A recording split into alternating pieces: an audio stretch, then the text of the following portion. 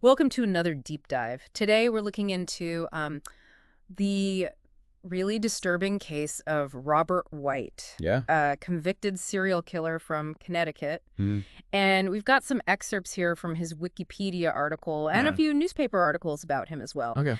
They really give us a good look into his crimes. Yeah. And what makes this case so interesting is that White's criminal activity actually spanned decades. Yeah. And, we all know now the advancements in DNA technology ended up Mhm. playing a major role in holding him accountable for everything. Yeah, that's right. And what's really striking about this case is that we see this pattern of violence that escalates over a really, really long period of time. Right. His first conviction actually was for manslaughter back in 1980 when he was only 19 years old. 19 years old. Yeah. It's chilling to think about someone that young committing such a violent crime. It is. So tell me about this first victim. So his first victim was a 46-year-old woman named Betty Jo Robertson. White met her at a bar and offered to walk her home, and then he attacked her. Oh, wow. He tried to rape her, and when she resisted, Yeah. he beat her really badly, and ultimately the injuries led to her death. It's just a horrifying way to start what will unfortunately become this pattern of violence against women. Right. Makes you wonder if this tragedy could have been prevented. Yeah. So what happens to White after this first attack? Well, he was identified by witnesses pretty quickly and apprehended and confessed to the crime. Okay. However, he claimed that he didn't intend to kill Robertson. Right. And so his charge was reduced to first-degree manslaughter. Oh, wow. And he was sentenced to 10 to 20 years. Okay. But get this, he was paroled after only serving 8.5 years. Wow. Yeah, So wow. even at this early stage, there were signs that White was a danger to others. Yeah, absolutely. Yeah. And, we often see with repeat offenders is this cycle of violence, unfortunately. Right. And White's case is a really, really stark example of that. So that brings us to 1997 and the murder of Shirley Crawford. Okay. And this is where DNA technology really comes into play, but we'll get to that later. So this sounds like a really pivotal point in the case. It is. Walk me through what happened to Shirley Crawford. So Crawford was a 30-year-old prostitute. Okay. White met her on the street, and they actually spent some time drinking together at her apartment. Okay. Later, White attacked her, slit her throat, stabbed her repeatedly, and beat her with a hammer. Oh my God. He even sexually assaulted her after she was dead. That level of brutality is just unimaginable. That's awful. So how was White connected to this crime? Was he a suspect at the time? No, this is what makes this case so compelling. Right. This murder went unsolved for years. Wow. And remember, this was 1997, and DNA technology wasn't as advanced as it is today. Of course. It wasn't until much later in 2014 that White's DNA was actually collected and entered into a database. So for years, Shirley Crawford's case remained a mystery. It's amazing to think that this technology would eventually lead to a breakthrough. Yeah. But it sounds like White wasn't exactly laying low during this time. No, you're right. Was he? In 1999, while still on parole for the manslaughter of Betty Jo Robertson, Oh my gosh. he was convicted of first-degree sexual assault and sentenced to another 14 years in prison. This is mind-boggling. It's a pattern of escalating violence and a really disturbing disregard for the law. Absolutely. He commits manslaughter, gets paroled, and then while he's on parole, commits another violent crime that leads to another prison sentence. Yeah. What happened after he served this 14-year sentence? So he was released in 2011, Okay. and the violence continued. Of course. He started dating a woman named Sawari Krickendath, Okay. and in 2013, during an argument, Yeah. he choked and stabbed her to death. So this is now his third victim. Right. And it's clear that his violence hasn't diminished at all over time. No. So what happened after Krickendath's murder? So White was arrested for her murder and sentenced to 50 years in prison. Okay. The judge at his sentencing called him a danger to society, Right. and it seemed like justice had finally been served. But there was another twist to the story waiting to unfold. It's hard to imagine how the story could get any more complicated I know. or disturbing. But you mentioned a twist. Yeah. What happened next? Well, because of his 2013 murder conviction, Right. White's DNA was finally collected and entered into the state database. Okay. And in a turn of events that would have been impossible just a few years prior, Yeah. it matched the DNA evidence from the 1997 murder of Shirley Crawford. It sounds like this DNA match is what cracked the case wide open. It did. What was White's reaction to this? At first, he denied knowing Crawford. Really? But when he was confronted with this irrefutable DNA evidence, Right. he confessed to her murder. Wow. And what's even more shocking is that while investigators were questioning him about Crawford's murder, Yeah. they decided to ask him about other possible crimes. Right. So it seems like they were suspecting that he might be involved in other unsolved cases. Yeah, they were. What happened next? Did he confess to anything else? He did. While being questioned about Crawford, he admitted to yet another murder. Wow. This time it was Sonia Rivera, a 48-year-old mother of 5. Okay. He had attacked her in 2012, raped her, beat her unconscious, and just left her for dead. Oh my goodness. She tragically died in the hospital 5 days later. This is unbelievable. So another innocent life taken, and it seems like he committed this murder while he was dating Christian Death. He did. This man's capacity for violence is truly staggering. It is. Is there anything else we should know about this particular case? Yes. There's another tragic element to Rivera's murder. Okay. Someone else was actually wrongly arrested for her death. Wow. A man named Denzel Nurse was arrested in 2014 and was awaiting trial until White's confession and the DNA evidence exonerated him. That's heartbreaking. It is. Imagine the ordeal that Denzel Nurse went through being wrongly accused of such a horrific crime. It's a stark reminder of the fallibility of the justice system and the importance of forensic evidence. Absolute. So what happened to Robert White after these additional confessions? So in 2018, White entered an Alford plea for the murders of Crawford and Rivera. Okay. An Alford plea basically means he didn't admit guilt. Right. But he acknowledged that the prosecution had enough evidence to convict him. Got it. He received another 50-year sentence, this time running consecutively with his previous 50-year sentence for Christian Death's murder. So in the end, thanks to advancements in DNA technology and some really good police work, Robert White was finally held accountable for the deaths of 3 women. Right. It's a chilling reminder of the power of forensic science to solve even cold cases and to bring justice to victims and their families. But it also raises some really important questions about recidivism, the effectiveness of our justice system, and how we can better protect society from violent offenders. We'll delve deeper into these questions after a short break. Sounds good. It's incredible to think about the impact of DNA technology in this case. You know, it not only brought a killer to justice, but it also exonerated an innocent man. Absolutely. It really underscores how crucial forensic science is in our justice system. Yeah. But stepping back from the specifics of the investigation, what I find really striking about this case is the sheer span of White's criminal activity. We're talking over 3 decades of violence here. That's a really crucial point.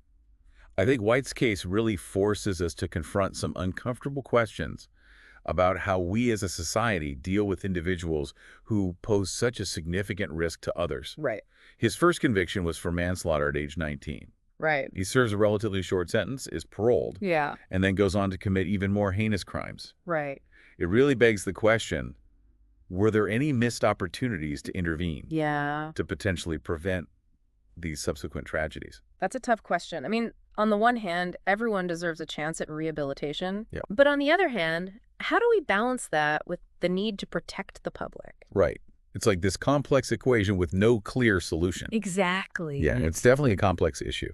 It's not about like predicting the future with absolute certainty, but rather like understanding the factors that contribute to recidivism.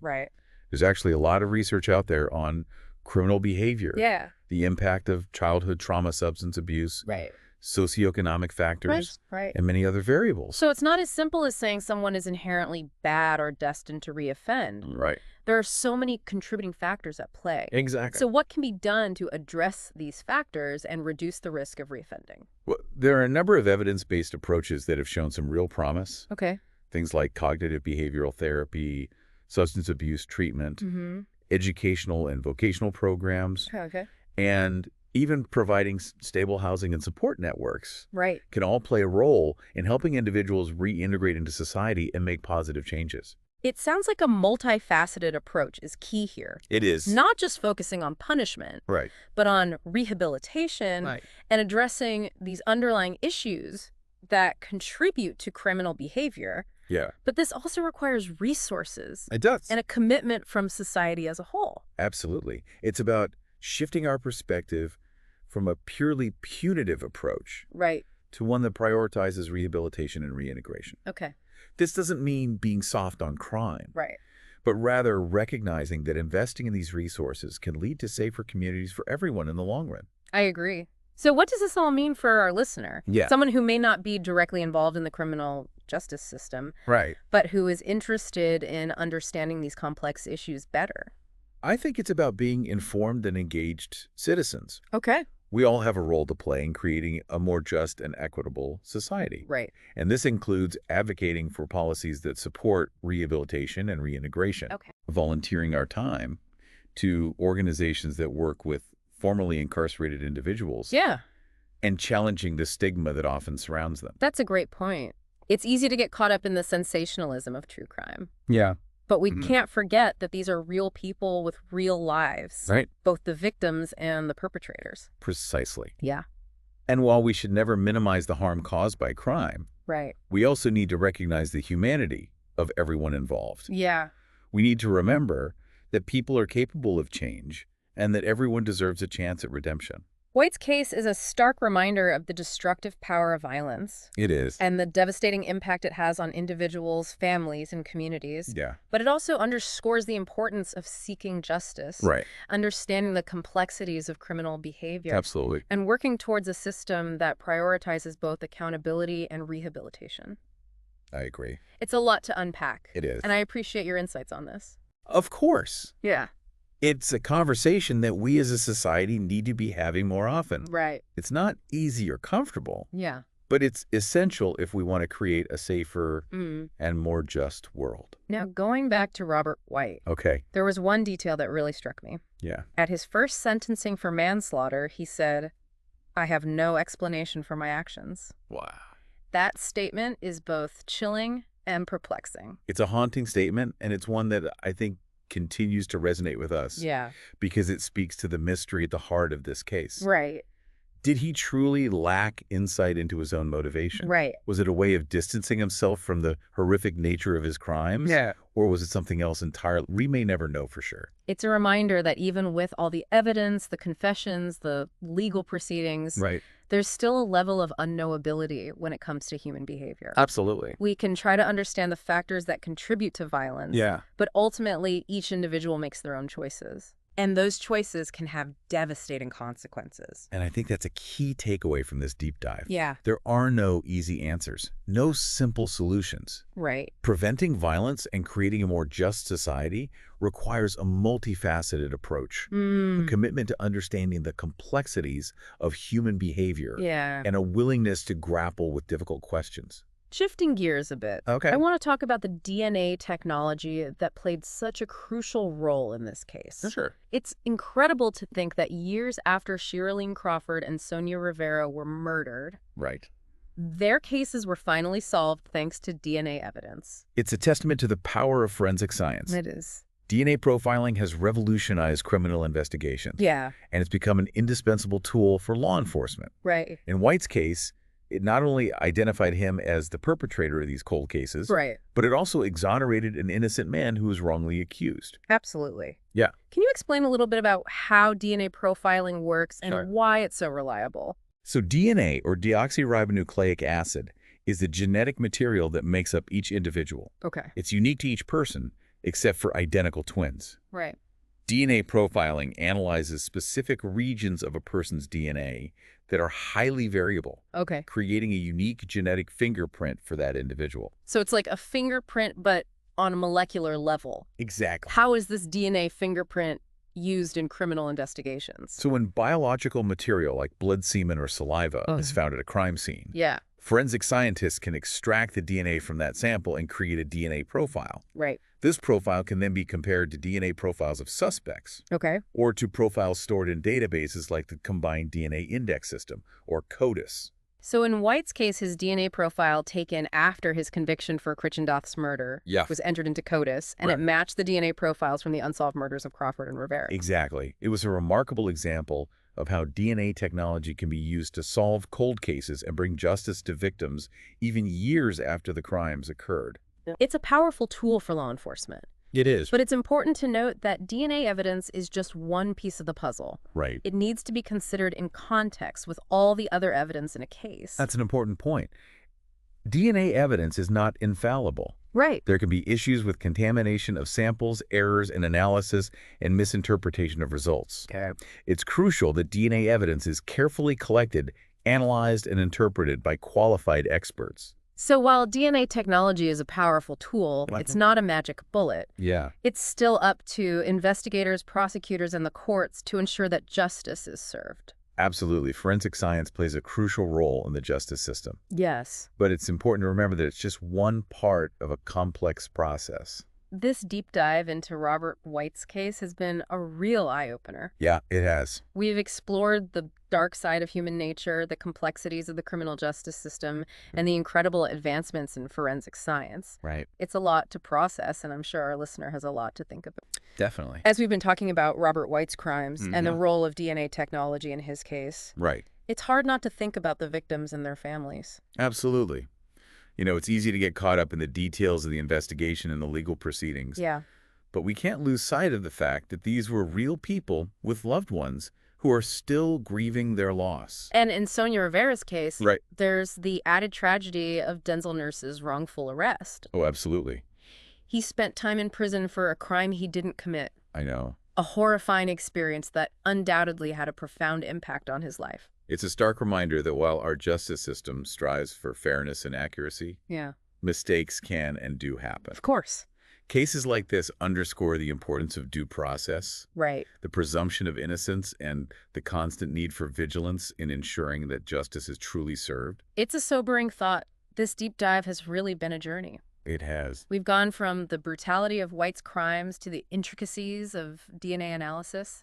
Right. And then to these broader societal questions about recidivism and rehabilitation. It's been a multi-layered exploration, They really have. touching on some very complex and challenging issues. Yeah, and I think what makes this case so compelling is that it doesn't offer easy answers. No, it doesn't. It forces us to confront the complexities of human behavior, Right. the limitations of our justice system, Yeah, and those difficult questions about how we can create a safer and more just society. absolutely. Before we wrap up, I want to go back to something White said at his first sentencing. Okay. He said, "I have no explanation for my actions." I keep coming back to that statement. Yeah. What you make of it? It's a chilling statement, and it's one that I think continues to resonate with us because it kind of speaks to the mystery at the heart of this case. Right. Did he truly lack insight into his own motivations? Right. Was it a way of distancing himself from the horrific nature of his crimes? Yeah. Or was it something else entirely? We may never know for sure. Yeah, it's a reminder that even with all the evidence, the confessions, the legal proceedings, Right. there's still a level of unknowability when it comes to human behavior. Absolutely. You know, we can try to understand the factors that contribute to violence, Yeah. but ultimately each individual makes their own choices. Right. And those choices can have devastating consequences. And I think that's a key takeaway from this deep dive. It is. There are no easy answers, no simple solutions. Nope. Presenting violence and creating a more just society requires a multifaceted approach, Right. a commitment to understanding the complexities of human behavior, Yeah. and a willingness to grapple with difficult questions. Well, for our listener, Yeah. as we conclude this exploration of Robert White's case, Okay. and leave you with this, how can we as individuals and as a society work towards a future where tragedies like this are less likely to occur? That's a challenging question, It is. but one that deserves our attention and our best efforts. Thanks for joining us on this deep dive. Absolutely.